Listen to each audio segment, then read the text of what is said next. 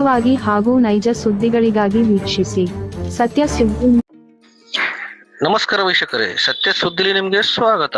ದಾವಣಗೆರೆ ಜಿಲ್ಲೆಯ ಹರಿಹರ ತಾಲೂಕಿನ ಬೈಪಾಸ್ ಸಮೀಪದಲ್ಲಿರುವ ವೀರಶೈವ ಪಂಚಮಸಾಲಿ ಲಿಂಗಾಯತ್ ಜಗದ್ಗುರು ಪೀಠಕ್ಕೆ ಇಂದು ಮಹಿಳಾ ಮತ್ತು ಮಕ್ಕಳ ಅಭಿವೃದ್ಧಿ ಇಲಾಖೆ ಅಧಿಕಾರಿ ಮಂಜುಳಾ ರವರು ಭೇಟಿ ನೀಡಿ ಪರಿಶೀಲನೆ ನಡೆಸಿದರು.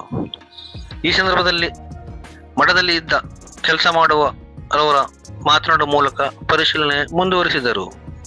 ಈ ಸಂದರ್ಭದಲ್ಲಿ ನಮ್ಮ ವಾಹಿನಿಗೆ ಭಕ್ತರು ಮಾತನಾಡಿ ಹೆಚ್ಚಿನ ಮಾಹಿತಿ ಹಂಚಿಕೊಂಡರು. ವರದಿ ಸೈಯದ್ ಇರ್ಫಾನ್, ಸತ್ಯ ಸುದ್ದಿ ನ್ಯೂಸ್ ಕನ್ನಡ, ಹರಿಹರ.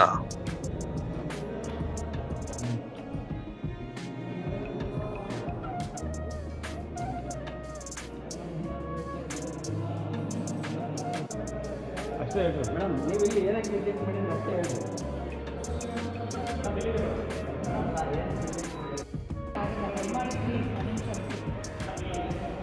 ಪರಿಶೀಲನೆ ಮಾಡಿದ್ರು ಮೇಡಮ್.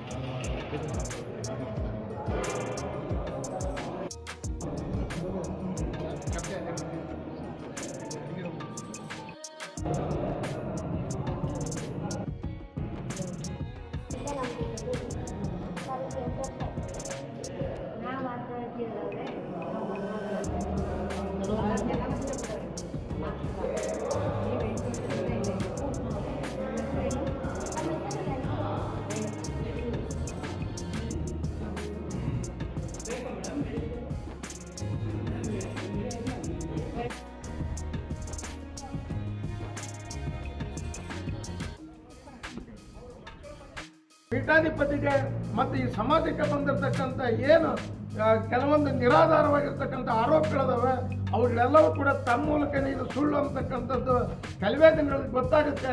ಆವಾಗ ಆ ಷಡ್ಯಂತ್ರ ಮಾಡಿರ್ತಕ್ಕಂಥವ್ರು ಗೊತ್ತಾಗ್ತಾರೆ ಅಂತಕ್ಕಂಥದ್ದನ್ನು ಹೇಳಿ ತಮ್ಮೆಲ್ಲರಿಗೂ ಧನ್ಯವಾದಗಳನ್ನು ಅರ್ಪಿಸ್ತಾ ಇದ್ದೇನೆ.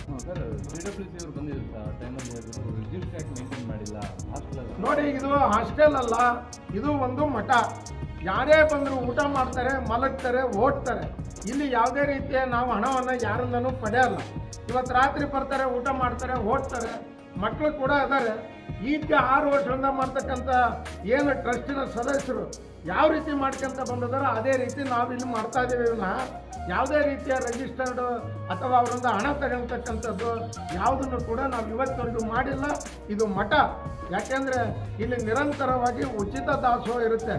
ಏನು ಭಕ್ತಾದಿಗಳು ಕಾಣಿಕೆಯನ್ನು ಕೊಡ್ತಾರೆ, ಆ ಕಾಣಿಕೆಯಲ್ಲಿ ಯಾರು ಇದನ್ನು ನಿಜವಾದ ಸದುಪಯೋಗ ಪಡಿಸ್ಕೊಂತಾರೆ ಅಂಥವ್ರು ಬಂದು ಪ್ರಸಾದವನ್ನು ಸ್ವೀಕಾರ ಮಾಡ್ತಕ್ಕಂಥದ್ದು ಮಾತ್ರ ಇದೆ. ಹಾಗಾಗಿ ಇದರ ಕಾನೂನಿನ ಬಗ್ಗೆ, ಕಾನೂನಿನ ಚೌಕಟ್ಟಿನ ಬಗ್ಗೆ ನನಗೆ ಮಾತಾಡಲಿಕ್ಕೆ ಇಷ್ಟ ಇಲ್ಲ. ಯಾಕೆಂದರೆ ಮಾನವೀಯತೆಯ ನೆಲೆಗಟ್ಟಿನ ಮೇಲೆ ಇದು ಒಂದು ಸೇವೆ ನಡೆತಕ್ಕಂಥದ್ದು ಈ ಮಠದ ಪರಂಪರೆಯಾಗಿದೆ. ಮಕ್ಕಳೇ ಹೋಗಿ ಆ ಮಕ್ಕಳ ಕಲ್ಯಾಣ ಸಮಿತಿಯವರು ನೋಡಿ, ಇದೆಲ್ಲ ಒಂದು ಷಡ್ಯಂತ್ರ ಕೊಟ್ಟಿರ್ಬೋದು, ನಾನು ಇಲ್ಲ ನಾನು. ಅದು ಈಗ ಒಂದು ವಾರದಿಂದ ಕೂಡ ನಿರಂತರವಾಗಿ ನಮಗೂ ಫೋನ್ ಬರ್ತಾ ಇದೆ. ಯಾಕೆ ಮಕ್ಕಳ ಹತ್ರ ಬರ್ತಾ ಇದ್ದಾರೆ, ಅವ್ರ ತಂದೆ ತಾಯಿ ಹತ್ರ ಬರ್ತಾ ಇದ್ದಾರೆ, ಮಠದಾಗ ಓದ್ಯರ ಹತ್ರ ಬರ್ತಾ ಇದ್ದಾರೆ ಕೆಲವಾರು ಮಂದಿ ಅಂತ ಹೇಳಿ. ಅದು ಎಲ್ಲ ತೇಜಾವಧಿ ನಮಗೆ ಗೊತ್ತಿದೆ, ಮಾಹಿತಿ ಇದೆ. ಇನ್ನೂ ನಿರಂತರವಾಗಿರ್ತಕ್ಕಂಥದ್ದು ಏನು ಅಂದರೆ, ಪುಣ್ಯಕ್ಕೆ ನಮಗೆ ಈ ಮಠದಲ್ಲಿ ಮಹಿಳಾ ವಿದ್ಯಾರ್ಥಿ ನಿಲಯನೋ ಮಹಿಳೆಯರಿಗೆ ಆಶ್ರಯ ಕೊಟ್ಟಿಲ್ಲ. ಕೊಟ್ಟಿದ್ರೆ ಅದಕ್ಕೂ ಏನಾದರೂ ಬಣ್ಣ ಕಟ್ಟಿಸಿದ್ರೇನೋ ಈ ಷಡ್ಯಂತ್ರ ಮಾಡ್ತಕ್ಕಂಥ ಜನಗಳು. ಆದರೆ ಇದನ್ನು ಎಂದಿದ್ರೂ ಕೂಡ ಸತ್ಯ ಹೊರಬರುತ್ತೆ. ಸಮಾಜ ಮಾಡ್ತಕ್ಕಂಥ ಕೆಲಸ ಒಳ್ಳೆಯದಿದೆ, ಅದಕ್ಕೆ ಯಾವತ್ತೂ ಜಯ ಸಿಗುತ್ತೆ ಅಂತಕ್ಕಂಥ ವಿಶ್ವಾಸ ಕೂಡ ನಮಗಿದೆ.